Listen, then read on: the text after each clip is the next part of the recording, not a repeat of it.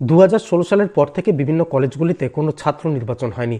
এর বিরুদ্ধে রাজ্য সরকারকে তীব্র ভাষায় আক্রমণ করলেন কংগ্রেসের রাজ্য সম্পাদক অরিজিৎ নিয়োগী সহ ছাত্র যুব নেতারা। তাদের বক্তব্য, রাজ্যের শাসক দলের ছাত্র সংগঠন কলেজগুলিকে পরিচালনা করছে ভোট ছাড়াই। পাশাপাশি কেন্দ্রের প্রতিশ্রুতি অনুযায়ী 1 লক্ষ বেকার যুবক যুবতী চাকরির কথা ছিল, এতদিন কেটে গেল, সেদিকে নজরই নেই কেন্দ্রীয় সরকারের। এছাড়াও রাজ্য সরকারেরও নজর নেই বেকারদের কর্মসংস্থান বিষয়ে, শুধু ভোটের সময় ভাওতাবাজি দেয়। এমনভাবেই কড়া ভাষায় রাজ্য ও কেন্দ্রীয় সরকারের বিরুদ্ধে সুর চড়ান তারা। উদ্দেশ্যটা হলো যে বিগত 2016 পর থেকে কোনো কলেজে ইলেকশন হয়নি এখন পর্যন্ত। পুরোপুরি ইলেকশন বন্ধ করে রেখেছে, ঠিক আছে। এবার পুরোপুরি যদি ইলেকশন বন্ধ করে রাখে, তাহলে কলেজগুলোতে যে ইউনিটের দাবি করা হচ্ছে ছাত্র ইউনিটের, সেই ছাত্র ইউনিটগুলো কী সেগুলো তো মানে ইলেক্টেড ছাত্র ইউনিটের নয়, তাই তো।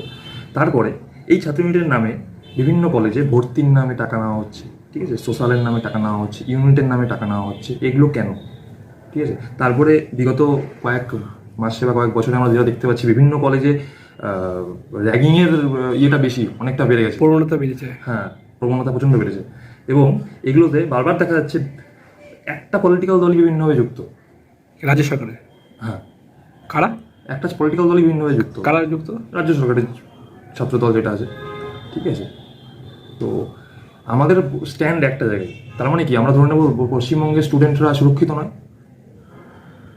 সেখানে ছাত্র প্রতিনিধি হিসাবে আপনাদের ভূমিকাটা কি থাকছে?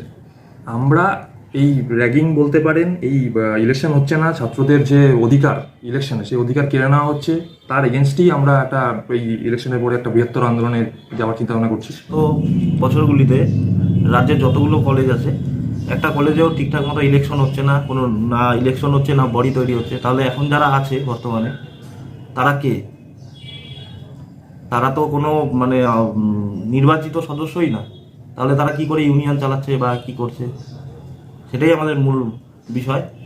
আর দ্বিতীয়ত, আমাদের যেরকম রাজ্য সরকার আমাদের উপরে, ছাত্রদের উপরে যেরকম বিভিন্ন রকম কলেজের আপনার ইলেকশন বলতে পারেন, আপনি চাকরি বলতে পারেন, যেভাবে চলছে, তার উপরে আবার সেন্ট্রাল গভর্নমেন্টেরও সেম। ওনারা গ্যারান্টি দিয়েছিল যে আমাদেরকে 1 কোটি চাকরি প্রতি বছর দিবে। 1 কোটি কেন, ওনারা বিগত বছরগুলিতে কত চাকরি দিয়েছে তার কোনো মানে ইশতেহারই প্রকাশ করতে পারেনি। ওনারা আরেকবার ইলেকশনে চলে আসছে, কিন্তু ওনারা কি করবে কি না করবে এখনো অবধি ওনারা ঠিকঠাক না প্রতিশ্রুতি দিতে পারে, না প্রতিশ্রুতি রাখতে পারে। তাই আপনাদের মূল উদ্দেশ্যটা কি? আমাদের মূল উদ্দেশ্য, আমরা ছাত্র যৌবনকে একসাথে চাই, সবাই একসাথে একত্রিত হয়ে আমাদের যে সমস্যাগুলো আছে সেগুলো সমাধান করতে চাই। সবাইকে বলবো যে এবার সামনে ইলেকশন আছে, তো ইলেকশনটায় ঠিকঠাক মতো যাতে প্রতিনিধি নির্বাচিত হয় এবং আমাদের নেক্সট জেনারেশন যাতে আমাদের ঠিকঠাক মতো কাজ করতে পারে, পড়াশোনার সুযোগ সুবিধা পায়, সেটাই আমাদের মূল উদ্দেশ্য। Disclaimer. This channel may not promote any violent, harmful or legal activities. All content provided by this channel is meant for an educational purpose only.